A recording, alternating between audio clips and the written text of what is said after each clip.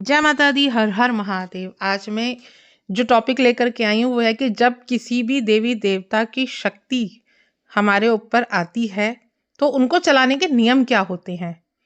जिन लोगों के ऊपर माता काली की शक्ति है, जिन लोगों के ऊपर माता काली की सवारियां हैं, जिन जिन लोगों के ऊपर माता काली के अंश है, उनको चलाने के लिए, उन सवारी को चलाने के लिए नियम हमें पता होने चाहिए। अगर हम नियम का पालन नहीं करेंगे तो शक्ति कितनी भी बड़ी ही क्यों ना हो, आप उनका लाभ नहीं ले सकते हैं।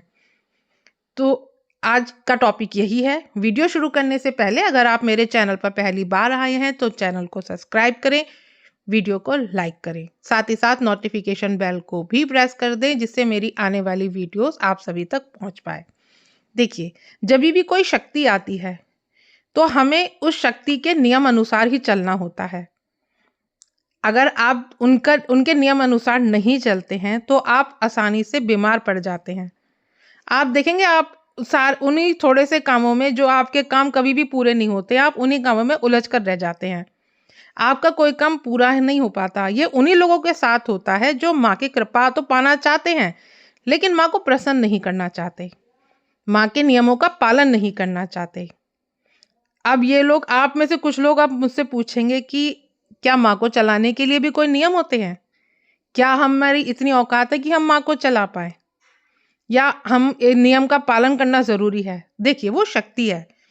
जब शक्ति आती है तो हम कलयुग में जी रहे हैं, तो जब शक्ति आती है तो शक्ति को चलाने के लिए नियम होते हैं। देखिए, कभी भी कोई देवी देवता पूरे हमारे शरीर के अंदर तो नहीं आते हैं, है ना। उनके अंश या उनके दूत ही हमारे शरीर के अंदर आते हैं, तो उनको चलाने के लिए नियम होते हैं। तो उस नियम में क्या है, सबसे पहले तो हमें शुद्धता का ध्यान रखना होता है। शुद्धता का ध्यान बहुत ज़रूरी होता है, क्योंकि अगर आप शुद्धता का ध्यान नहीं रखेंगे तो ये भी एक दोष लगता है। अब शुद्धता का मतलब ये नहीं है कि आप साफ सुथरे कपड़े पहने या आप साफ खान पान तो होना ही चाहिए, लेकिन आपको अपनी पूजा पाठ का भी एक समय निश्चित करना होता है। ये नहीं कि सुबह में आप उठे और आप दोपहर को 12 बजे या 2 बजे आप स्नान कर रहे हैं। जब शक्तियाँ सवारियाँ हमारे ऊपर आती हैं तो हमें इन नियमों को देखना पड़ता है। हमें सबसे पहले एक समय बनाना होता है कि हमें अपनी पूजा पाठ 8 बजे तक करनी होती है। ये नहीं कि आप लेट उठ रहे हैं, जैसे आपका लाइफ पहले थी सवारी आने से पहले, अब वो लाइफ पूरी चेंज हो जाती है जब सवारी हमारे ऊपर आती है। आपका जो दृढ़ विश्वास है, जो भी इष्ट आपके ऊपर आए हैं प्रसन्न होकर के, उनके प्रति आपका दृढ़ विश्वास बहुत ज़्यादा हो जाता है। शुरू में क्या होता है कि जब सवारियाँ आती हैं तो शुरू में तो हम बहुत ज़्यादा उनके ऊपर विश्वास करते हैं, लेकिन क्योंकि जब तक वो आती नहीं है जब तक तो हम उनमें पूरा विश्वास और श्रद्धा रखते हैं, लेकिन जैसे ही वो आनी शुरू होती है धीरे धीरे हमारा विश्वास कम होने लगता है। क्योंकि कुछ लोग ऐसे होते हैं जो ढोंगी बोलते हैं, पाखंड होते हैं, तो कहीं ना कहीं अंदर हमें भी ये रियलाइज़ होने लगता है कि कहीं सच में ऐसा ही तो नहीं है कि हम ढोंगी हैं, जबकि ऐसा होता नहीं है। तो सबसे पहले ज़रूरत है, जो भी इष्ट आपके ऊपर अपनी सवारियां दे रहे हैं तो आपको उनके प्रति और दृढ़ विश्वास अपना बढ़ा देना चाहिए। जो विश्वास थोड़ा कम था लेकिन उन्होंने इतनी कृपा आपके ऊपर करी है, तो अब आपको, आपका फर्ज बनता है कि आप उनके ऊपर और दृढ़ विश्वास रखें। ये थोड़े से टफ तो होते हैं नियम, लेकिन आपको ज़रूरी है ये करने। ठीक है, जब आपके ऊपर शक्तियाँ आती हैं उसके ऊपर आपको नियमित रूप से साधनाएं करनी चाहिए। मैं ये नहीं कहती हूँ कि आप सीधी साधनाएं 41 दिन की करें, आप थोड़े थोड़े गैप में साधनाएं कर सकते हैं। शुरुआत करें आप 11 दिन से, 11 दिन, फिर 21 दिन, फिर 41 दिन, इस तरह से अपनी आप साधनाओं को करते रहें। क्योंकि जो सवारी आई है ना, उस प्रभु ने, उस ईष्ट ने तो आपको खुशी स्वरूप एक अंश प्रदान कर दिया, लेकिन अब उस अंश को बढ़ाने के लिए आपको नियमित उनकी सेवा करनी होती है। क्योंकि वो अंश तो आ गया, लेकिन अंश को आप बड़ा कैसे करेंगे, तो इसके लिए होती हैं साधनाएं। तो साधनाएं आपको नियमित रूप से करती रहनी चाहिए। अगर आपके गुरु नहीं हैं तो आप देखें कि आपको सबसे पहले तो आप गुरु धारण करें। ठीक है, उसके बाद आप छोटी छोटी छोटी साधनाएं करें जिससे कि जो ऊर्जा आपके ऊपर आई है वो ऊर्जा आपकी बढ़ती रहे। उसके बाद है कि आप जब भी मान लीजिए आपके ऊपर सवारियाँ आ गई हैं, तो आपको एकदम से पूछा देनी शुरू नहीं कर देनी चाहिए। क्योंकि जब सवारियाँ आती हैं तो आपका दृष्टि भी खुलती ही खुलती है, ठीक है? आपको सामने वाले की पूछा आने लगती है। लेकिन अगर आपके गुरु नहीं हैं और आप ये गलतियाँ करते हैं कि आप उनको देख कर के, उनकी परेशानी को देख कर के आप उन्हें उनकी परेशानी का हल बताने लगते हैं, तो उससे उनकी तो दुःख, दर्द, परेशानी दूर हो जाते हैं, लेकिन कहीं न कहीं आप फँस जाते हैं। आपको दिक्कत में आना पड़ता है। जो कलेश उनके घर में हो रहा था, वो कलेश अब आपके घर में होने लगता है। आपकी तबीयत खराब हो सकती है। ठीक है? दूसरा, अपने खान-पीन पे आपको बहुत ध्यान रखना है। मान लीजिए कि आप नॉन-वेज वगैरह खाते हैं, तो अब आपको वो नॉन-वेज छोड़ना पड़ता है।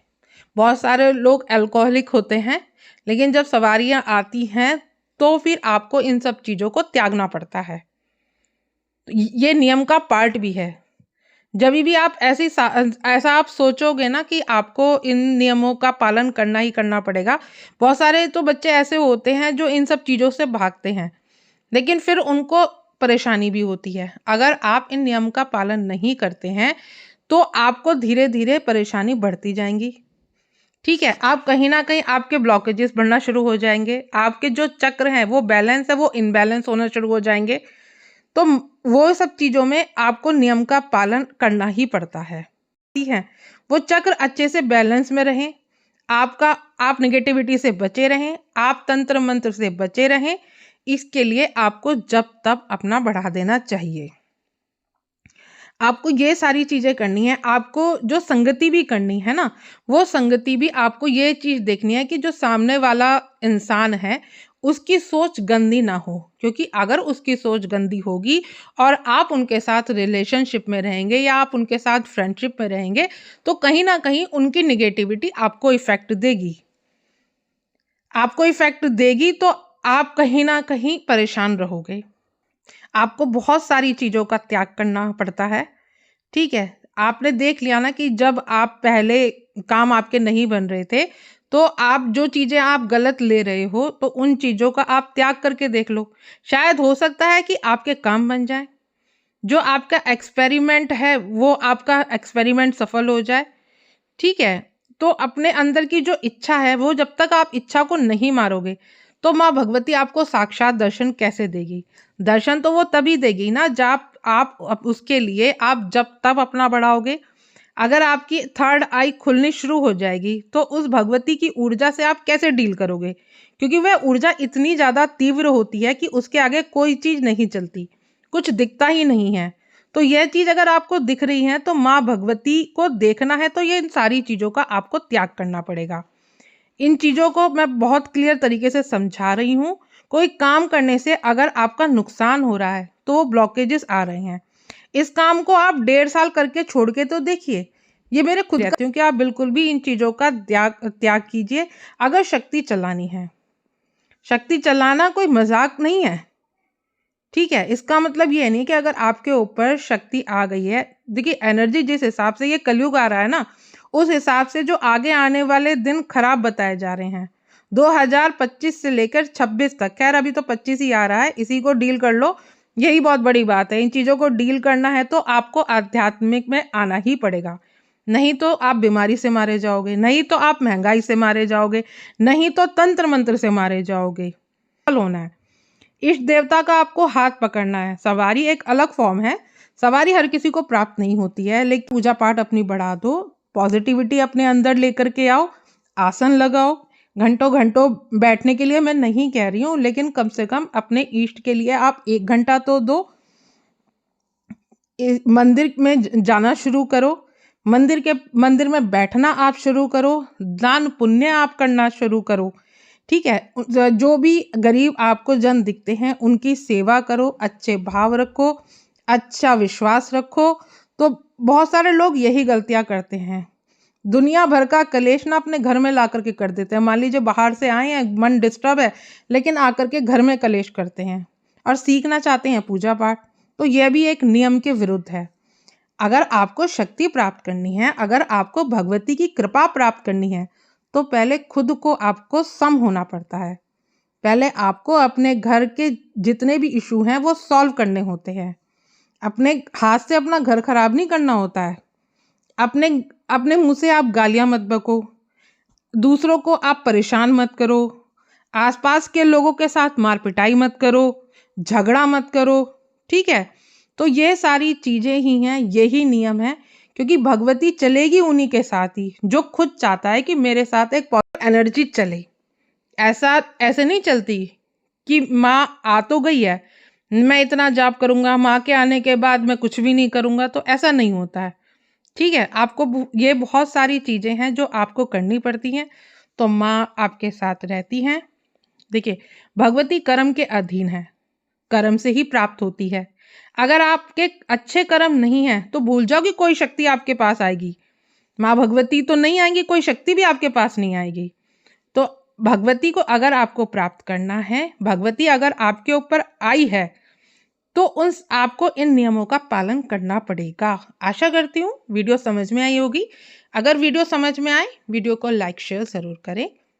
मिलती हूँ नेक्स्ट वीडियो में। जय माता दी।